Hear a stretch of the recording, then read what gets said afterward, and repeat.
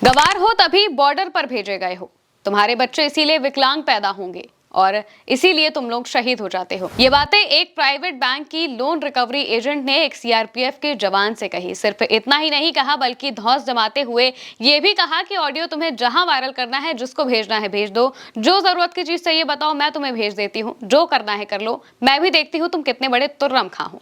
ये बातें वो लोन रिकवरी एजेंट कहती हैं जिनका नाम अनुराधा वर्मा बताया जा रहा है। लोन को लेकर बातें चल रही थी, लेकिन इन बातों के बीच में जो लोन रिकवरी की एजेंट हैं अनुराधा, वो जवान की शिक्षा पर, उनके परिवार पर और यहाँ तक कि फौज पर भी घटिया टिप्पणी करते हुए सुनाई दे जाती हैं। सबसे पहले आप उनका ये ऑडियो सुनिए।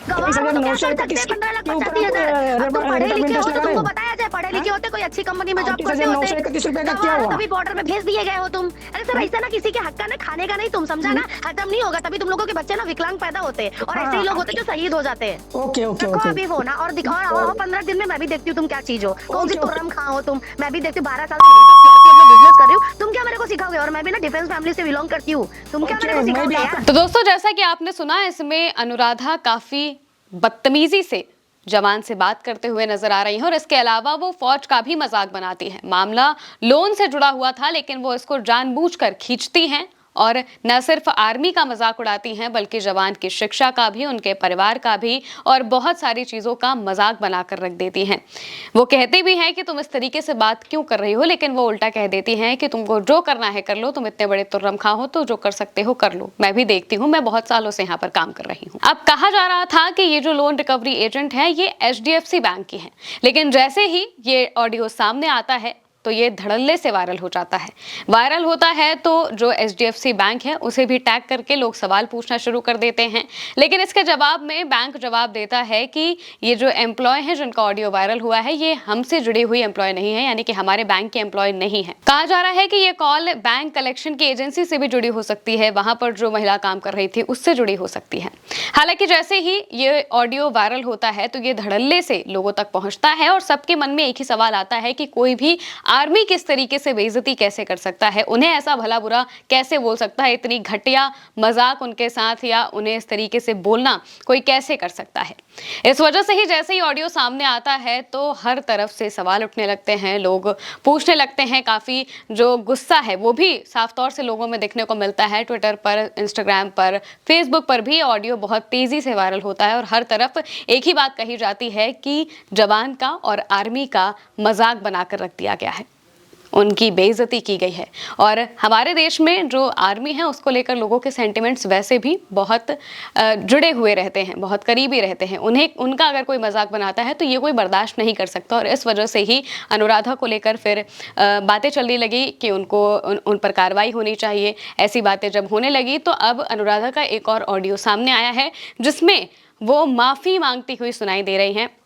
उन्हीं सीआरपीएफ ऑफिसर के साथ जब वो बात कर रही थी तो उन्होंने बात करके माफी मांगी है। ये ऑडियो भी आप सुनिए। Hello sir, Anuradha. Actually sir, मुझे भी नहीं पता कि ये सब कैसे, क्या फ्रस्ट्रेशन था, क्या गुस्सा थी, क्या फैमिली का प्रेशर था, क्या और काम का प्रेशर था, बट मेरे से जाने अनजाने गलती तो हो गई है सर। बट मेरा ऐसा कोई भी इंटेंशन देश के फौजी लोगों को दिल दुखाने का नहीं था, मेरा ऐसा कोई भी इंटेंशन नहीं। तो दोस्तों, इस ऑडियो में वो कहती हैं कि वो फौज की बहुत इज्जत करती हैं, लेकिन फैमिली, फ्रस्ट्रेशन और बहुत सारी चीज़ों की वजह से उनके मुंह से ये सारी बातें निकल गई जिनमें वो फौज को लेकर उन्होंने ये सारी बातें कही। वो बातें तो वापस नहीं ले सकती लेकिन माफ़ी ज़रूर मांग सकती हैं। इस वजह से वो माफ़ी मांगती हैं और कहती हैं कि मुझे माफ़ कर दो, मैं हाथ जोड़कर आपसे माफ़ी मांगती हूँ। हालांकि ऑडियो सामने आने के बाद माफ़ी मांगना ये बहुत अभी भी सवाल खड़े करता है, क्योंकि ऑडियो सामने आने के बाद माफ़ी मांगने का मतलब यही है कि आप दबाव में माफ़ी मांग रहे हैं, आपके मन में ऐसी कोई इच्छा थी ही नहीं। अगर ऑडियो सामने ना आता तो शायद ये बातें ऐसी ही चलती रहती। अब इसको लेकर लोगों की तरफ से भी कई बयान दिए जा रहे हैं और जो सबसे बड़ी बात है वो यही कहा जा रहा है कि ये कॉल भले ही बैंक की तरफ से ना हो, लेकिन बैंक से जुड़ी हुई कंपनी की तरफ से हो सकता है और इसलिए बैंक को भी ध्यान देना चाहिए कि वो किसे अपने काम पर रख रहे हैं और कैसे कैसे लोग, कैसी मानसिकता वाले लोग उनके यहाँ काम पर आ रहे हैं। इसको लेकर जो यूजर हैं वो लगातार यही बात कह रहे हैं कि जिस भाषा का इस्तेमाल हुआ है वो पूरी तरीके से निंदनीय है और किसी भी हालत में माफ नहीं किया जा सकता इसे। लोगों का कहना है कि जवान जो देश की सुरक्षा के लिए अपनी जान जोखिम में डालते हैं, उनसे इस तरह का बर्ताव करना न सिर्फ अपमानजनक है बल्कि पूरे आर्मी समुदाय का अपमान है। यही वजह है कि लोग इस महिला के खिलाफ सख्त कार्रवाई की मांग कर रहे थे। कार्रवाई को लेकर कुछ जानकारियां सामने नहीं आई हैं, ना ही इनको लेकर पुलिस की तरफ से कोई कार्रवाई या फिर प्रशासन की तरफ से कोई कार्रवाई की गई है। ना ही ये पता चल पाया है आधिकारिक तौर पर कि ये महिला किस एजेंसी के साथ जुड़ी हुई थी या फिर ये कहां पर काम करती थी, क्योंकि एचडीएफसी बैंक ने सीधे तौर पर कह दिया है कि ये उनकी एम्प्लॉय नहीं है।